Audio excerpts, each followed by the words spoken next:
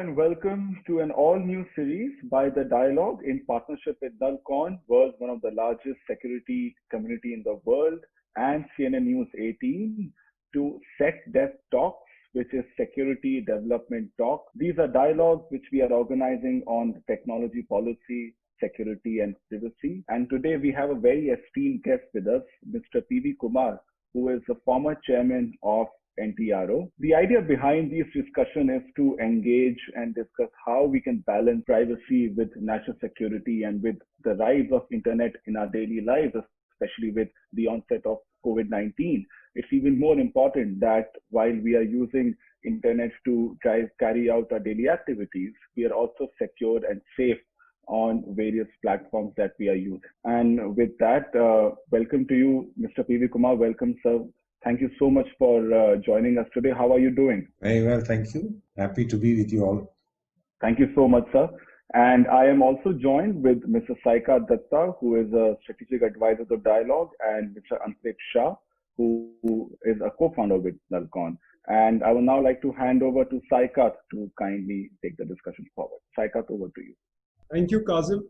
I'll just take a brief moment to introduce our esteemed guest, Mr. P.V. Kumar. He's a career intelligence official who spent most of his life securing India from external and sometimes internal threats. But what's also unique about him is, for a large part of his career, he dealt with technology issues. And when he left the research and analysis wing, popularly known as the RNAW, as a special secretary, he handled China, which is a very, very important country for us currently, as we all know, as well as technology issues and issues related to or what we call as technology-based intelligence. Mr. Kumar then went on to become the chairman of the National Technical Research Organization, NTRO, which is the equivalent of the United States National Security Agency, NSA, or the GCHQ in the UK, which is a purely tech-related intelligence agency which looks at a gamut of tech issues. And he managed that agency for quite a long time before he hung up his boots. And now he's into research and writing and participates and speaks at a number of key forums. So thank you, Mr. Kumar, for being with us in our inaugural show. Also, nice to have some good friends. I, of course, work with Kazim Rizvi, who's the founder of The Dialogue, and they're doing a lot of work in tech policy. And Antriksh is an old friend who is one of the co-founders of Nullcon, India's biggest cybersecurity conference, and also somebody who helped found hardware.io, which is a conference based out of Netherlands and the US on hardware security, something that very few people talk about. So we have an esteemed panel of experts who will be talking about security, technology, privacy, development, how we can get an indigenous industry up, going, etc. And then we will hear what Mr. Kumar has to say, because he's been in the front lines of many of these issues that we'll be discussing. And we will get to hear some very interesting insights from him. So with that, I hand it over back to you, Kazim. Thank you. Thank you, Saikat. Thank you for that brief introduction. And Mr. Kumar, thank you so much once again for joining us today. And we keenly look forward to talking to you about various aspects of privacy and security. And with that is my first question to you for this interview. We are looking at a change in the way we work and we go about our lives, and COVID-19 has certainly brought a massive change in the way we go about doing things. We are also seeing the rise of the internet and the dependency of human beings on the internet. With this rise in India, cybersecurity is seen as a major challenge. Why do you think so? With digitization, vast amounts of user data are being collected and stored on various platforms with regard to various services like financial services, health services, education, entertainment, etc. And most of this internet traffic in India flows over mobile data. We have 450 million mobile users, and this has been facilitated by the expansion of the 4G network across a country. This vast amount of data has become a target, a major target for cyber attacks and cyber criminals. During this pandemic period, countries have accused other states of increasingly indulging in digital warfare. A recent example was on July 7th, the US had indicted two Chinese hackers allegedly working for the Chinese Ministry of State Security for trying to steal terabytes of data over a wide cross section of industry and business relating to various things like um, weapon systems, defense contractors, and medical research relating to COVID-19 and the vaccine and antiviral drugs. In fact, one of those hackers, Lee, was indulging in this activity in January, February of this year. And he was trying to target vulnerabilities in companies which were doing medical research on the corona vaccine and antiviral drugs. So similarly, there have been the UK, USA, and Canada have also alleged that Russia has the Russian-backed state hacker group Cozy Bear has tried to purloin data pertaining again to this COVID-19 vaccine. So thus we see that this is going on during this pandemic period, this sort of interplay, this warfare of sorts. Now, India has taken steps in the cybersecurity field to strengthen the cybersecurity space, Indian cybersecurity space, by introducing a cybersecurity policy in 2013. This security policy did not envisage an umbrella organization. In fact, India has now 36 central bodies, and each state has its own cert. And now the government has sought public comments on the National Cybersecurity Strategy for 2020, which it wants to introduce. Now, India lacks indigenization in hardware as well as cybersecurity software. This makes Indian cyberspace vulnerable to cyber attacks motivated by state and non-state actors. Now, this indigenization of hardware, one of the difficulties probably is because of the huge investment required in this for chip manufacture and etc. And I think the private sector has not looked at it, has been short of funds or does not want, it was not an easy option for them. Similarly, the cybersecurity software, they need to focus more, both in this hardware and in this cybersecurity software. Not much of R&D is being done. They are not investing enough in R&D. So these are the two basic aspects, funds and R&D, which we are lacking. Now, there's also one of the important challenges for us is to have a data protection authority to ensure personal data protection. This is a major challenge. Thank you, sir. As a follow-up question, I want to know from you, when you mentioned about UK and US, and I think, with the strategic challenge with China, I think the fault lines are becoming very clear. With this, how do you think India could cooperate in a better fashion with, let's say, its Western allies like the EU, the US, and the UK to sort of maybe share intelligence data in terms of understanding how they can ward off or sort of just restrict the threats which could be coming from China in the future? Well, yes. As you have already mentioned, one of the important things is to cooperate in sharing intelligence on these aspects and on the threats emanating in cyber threats emanating to India. But not all cyber threats emanate from China. But still, there is need to cooperate in this field with those countries, especially at this particular period of time. And then we have to follow the best practices in cyber security and take these best practices from these Western other democracies and Indianize them in a sense to use it in our context. Right. Thank you so much, sir. I'll move to Antariksh now. Well, thank you, Kasim. Greetings to all the panelists and special hello to Mr. P.V. Kumar, sir. I would like to ask you a simple question, but before that, just make a quick statement. So during the Cold War, nuclear weapons and rocket powers were seen to be the source of national power, right? And now the new regime is internet technology and cybersecurity.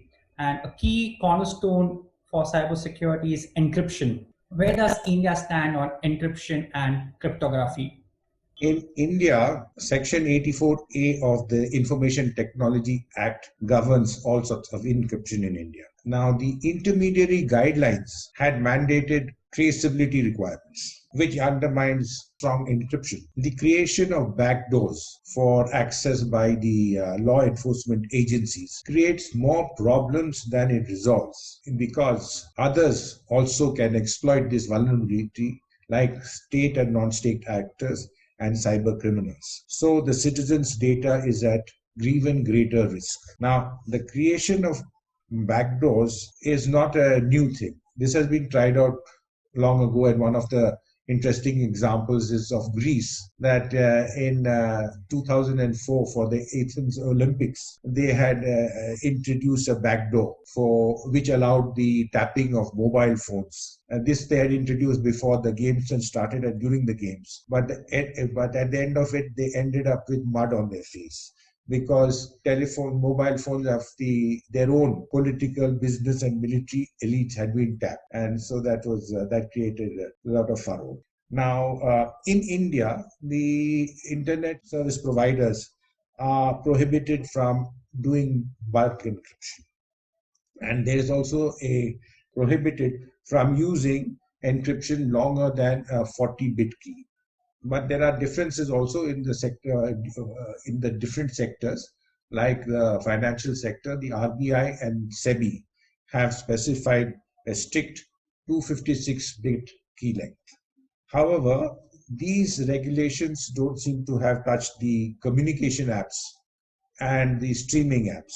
And cooperation with such apps like WhatsApp are very necessary to tackle fake news and child sexual abuse material. And for this, WhatsApp has been good enough to say that they would share metadata and timestamps, but there is scope for even more cooperation between intermediaries, that's the tech companies, and law enforcement agencies. India had attempted to introduce a national encryption policy in I think it was 21st September 2015. This is the national encryption policy is very necessary, but this one which they had brought out had to be withdrawn within 2 days' time, because it had specified certain restrictions and made compulsory that companies would enter into agreements with the government, which would allow the government to have access, and it would specify key lengths, and algorithms would be exposed to them, and this created a bit of tension. And they even wanted various other forms of information, like they wanted them to supply software which they were using, so these were some of the issues which created a lot of furore, and so it had to be withdrawn in haste. But having a national encryption policy is essential. I 100% agree with you. Having a policy is important. So just a follow-up question to what you mentioned about communication and messaging tools, right? Today, internet has changed the way we communicate. We use end-to-end encrypted tools and applications for chatting among citizens, among masses. So how can we increase or create more awareness about encrypted communications for citizens in India? Your thoughts, sir? Strong encryption protects users from surveillance and cyber attacks. We need to make people aware of these things, and I think many of our agencies across the board, CERT and others, are trying to draw the public into it and educating them. End-to-end encryption is very necessary for ensuring the right to privacy. This will ensure that there are no permanent backdoors, because only the sender and the receivers have the keys. They cannot be tapped so easily. At the same time, there is need for, which I mentioned earlier, better collaboration between these streaming apps and other apps like WhatsApp for curtailing this CSM, child sexual abuse material, and also fake news. Now, providing of key backdoors and limiting key lengths completely undermines encryption. While full disk encryption is what is the best, is the most secure, law enforcement agencies have taken a stand against it, but because it's very difficult to carry out investigation. Therefore, civil rights activists and also crypto experts need to get together and come up with a solution which would keep them secure from third parties while at the same time allowing for access to law enforcement. Now, with this major digital shift in the business to working from home and education going online, there's even a greater need for strong encryption. Very well. Thank you for your thoughts, sir. Kazim, would you like to ask and take it forward? Thank you so much, Antriksh. Thank you for that, and really a pleasure listening to Mr. P.V. Kumar. So I have a question with you on privacy, and you just sort of spoke about privacy. And right to privacy has been ruled as a fundamental right by the Supreme Court in 2017. And it's often, in the discourse that we see that privacy and national security end up as binaries, that, sometimes law enforcement officials have found it difficult to access data. And then, there is always this discussion that do we dilute privacy to enhance security? How do you think we can balance both privacy as well as security at the same time? Because I don't know if they should be seen in binary. I think that both of them could be enhanced at the same time. But what are your thoughts on how do we arrive at a situation where both privacy and security are enhanced for the consumer? Well, as you have already brought out, there is a legitimate need of the state to protect the citizens from internal and external security concerns. The challenge is how to achieve it while ensuring the right to privacy of the citizen. Now, encryption lies at the heart of data security, and it's also an important part of privacy. Data privacy can only be ensured if you have a strong encryption deployed. The balance between this privacy and the requirements of the law enforcement agencies is something which is being discussed and by states worldwide, mainly the democracies worldwide. This aspect is being discussed. And since there is a better need for cooperation between the government and the tech companies in this regard. We had dwelt on this earlier also, but this cooperation needs to be built up along with taking the public along with it. And it is now internationally accepted in modern democracies that the legitimate security concerns of a country are to be implemented, keeping in mind the necessity and proportionate principles of applying human rights to communication services. Now there are 13 principles of these, and I don't know how many of our law enforcement agencies would find it difficult to easily accept these at the current time. But I guess they have to slowly apply them and mold them to fit our Indian requirements and become acceptable also to the public, because there is need for privacy, to give privacy to the citizens. This has been constitutionally guaranteed. So this is something which will have to be observed. And over time, I guess all our law enforcement agencies will try and utilize these principles and see how they can bring them and get into line with them, with modifications as is required. So I wanted to come in with a follow-up question to this. You've been a practitioner for so many decades and you've been on the front lines. From your perspective, while there are legitimate human rights issues, there are legitimate constitutional guarantees, etc. But as a practitioner, how do you navigate these challenges? Because your prime concern would always be to secure citizens or prevent a terror strike, etc. So from your experience, how would you negotiate these kind of balances, etc.? There are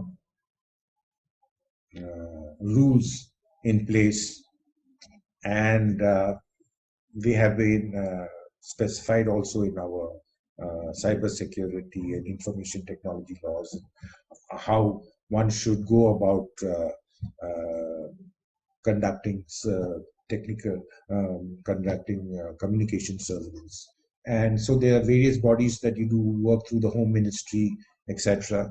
And these are rules keep getting modified as and when we find that people find that we have overstepped, and we're slowly. It's a work in progress, and so there are rules to it, and we try to apply them. Of course, we in the technical these tech-int agencies find it very difficult, and would like to would sometimes like to throw up our hands and tear our hair out when we have to follow those rules, when it is so easy to get the work done, but yet we cannot do it because of these rules in place.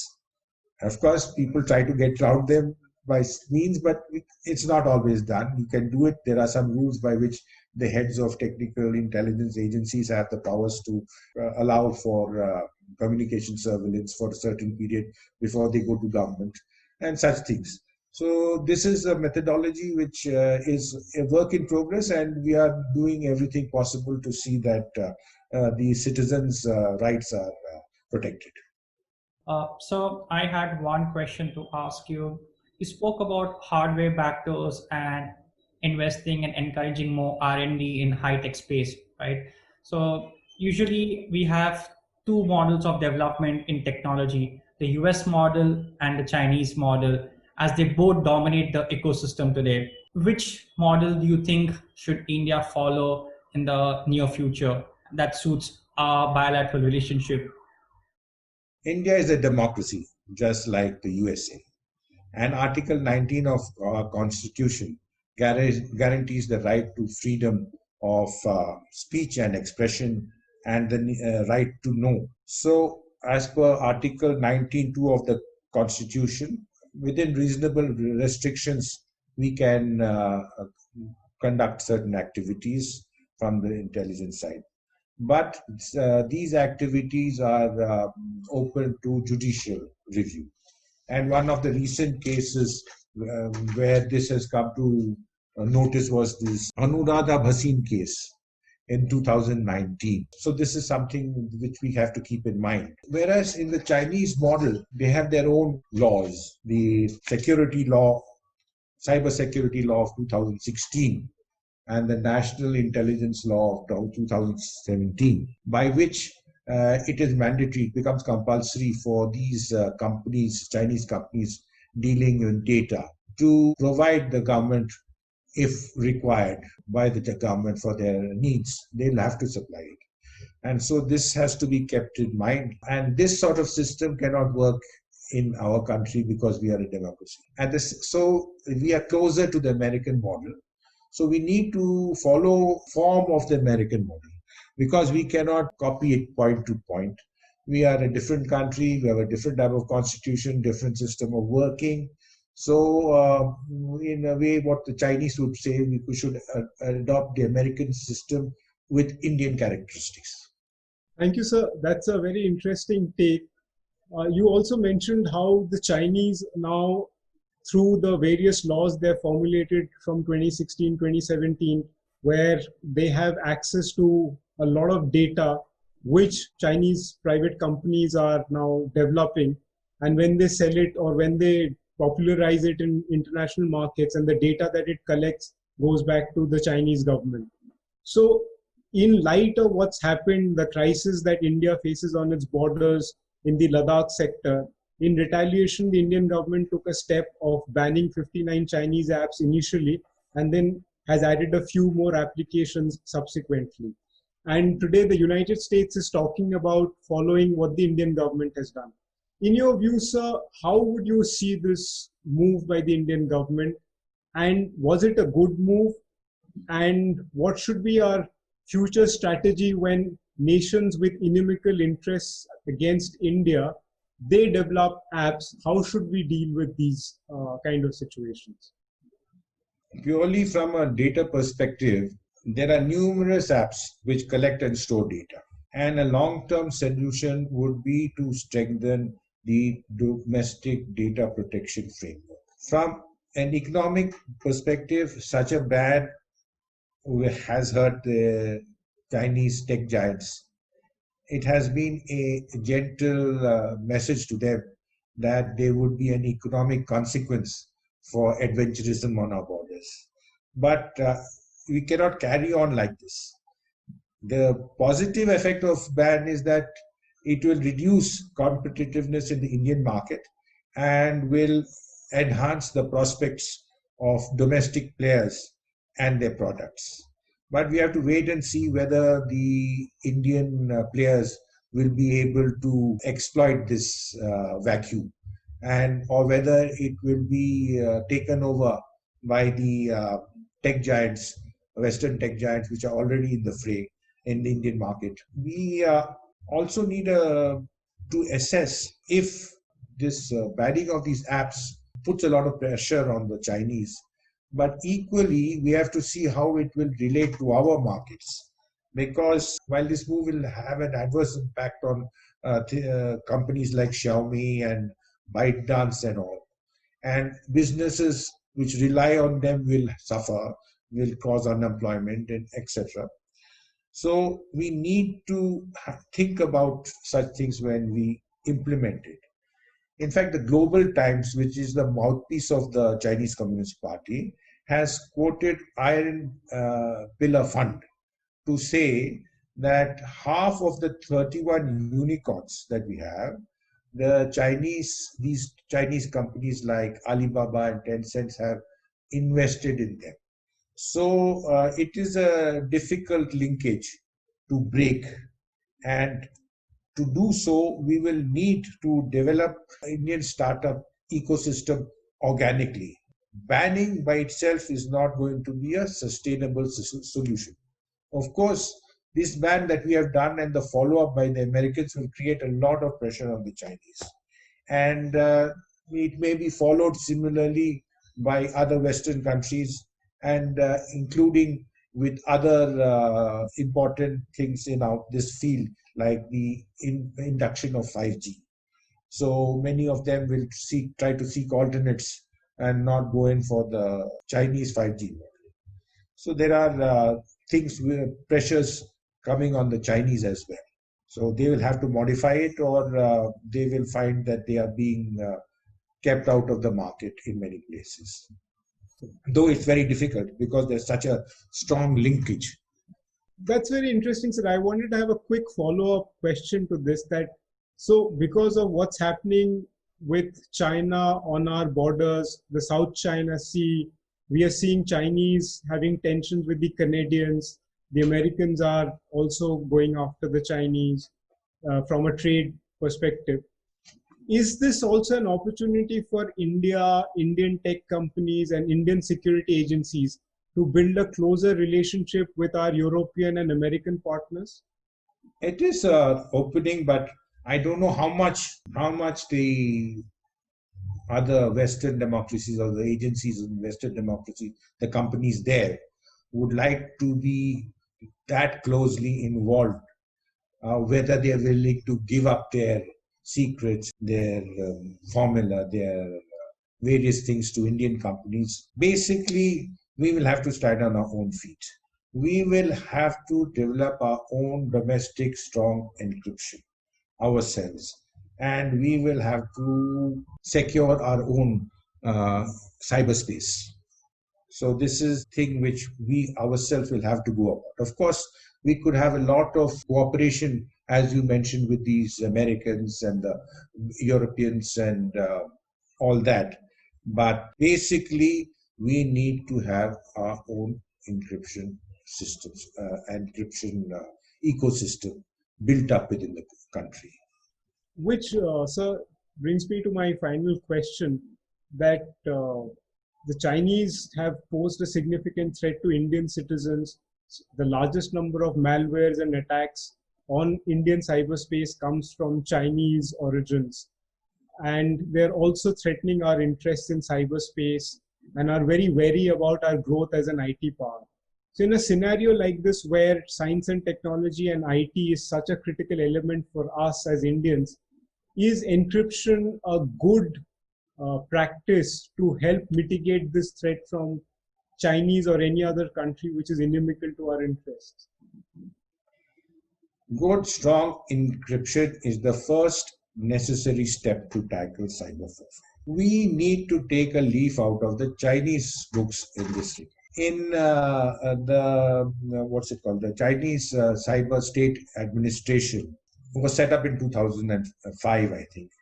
And then in 2000, this came under both the Chinese Communist Party General Office and also the State Council. And in 2014, Xi himself has set up the leading group on encryption and informatization. And the Chinese mantra is if there's not strong encryption, cyber security, there is no national security. So this is something which we need to see how the Chinese are focusing on encryption right from the top itself. The drive is coming. And most recently, Xi has called for development of blockchain technology, acceleration of blockchain technology in China. And following this, and the bill being passed in NPC, you will see that there will be greater support to blockchain technology, and also in this connection with digital currencies, which is the currency of the future, as they say. And this will lead to unshackling of the private sector, and it allows participation of the foreign players also, but with certain restrictions, of course. But I don't know how the foreign companies will react to it, whether they have learned a lesson from what has happened in China to them, or whether the Chinese market, the huge Chinese market, will be an Achilles heel for them again. But let's hope that doesn't happen.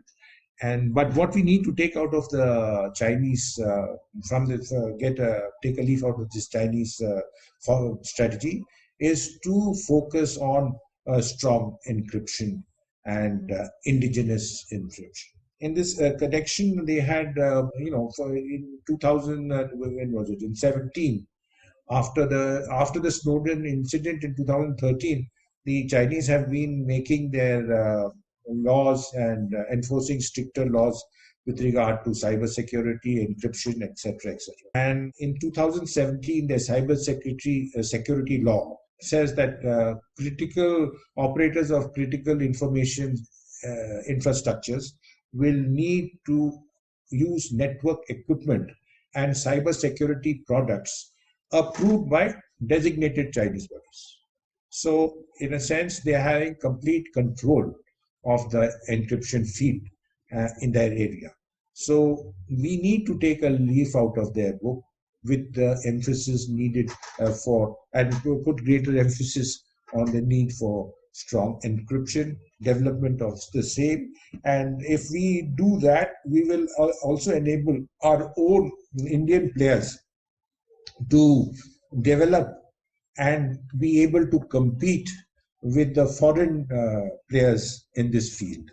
And unless we are able to compete with foreign players in the field, there is no guarantee that our encryption is really strong. So that will be the test of it when others want it and say that it is. So we need to have indigenization of our encryption technology. Thank you, sir. It's been an illuminating discussion with you. Thank you, Antriksh, and thank you, Kazim, for having us here. Over to you, Kazim. Thank you, Saikat, and thank you, Mr. P.V. Kumar, for that extremely enriching discussion. Thank you so much, Antriksh, for joining us today as well. And thank you, ladies and gentlemen, for watching us. This is the first of many episodes that we will be bringing to you to discuss various facets of technology, security, privacy, especially in the times of COVID-19 era and the post-COVID era, where our dependency on internet is going to grow, and how can we keep ourselves safe as well as protect our privacy. That will be the focus of the future discussions. So thank you for tuning in, and we will be back soon. Thank you.